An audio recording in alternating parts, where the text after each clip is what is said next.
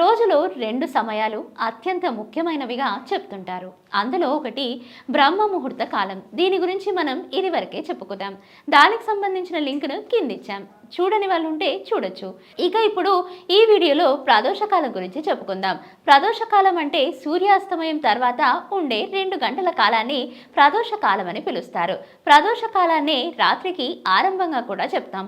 ఈ కాలంలో చేసే పూజ సంపూర్ణ ఫలితాలను ఇస్తుంది. ఈ కాలంలో పరమేశ్వరుడు అర్ధనారీశ్వర రూపంలో ఆనంద తాండవం చేస్తాడని, చిదంబర క్షేత్రంలో ప్రతిరోజు స్వామివారు శివతాండవం చేస్తారని, ఆ అద్భుతమైన ఘట్టాన్ని తిలకించేందుకు దేవతలంతా తరలి వస్తారని అంటారు. అందువలనే ప్రదోషకాలంలో మన ఇష్టదైవానికి పూజ చేయాలని పెద్దలు చెప్తుంటారు.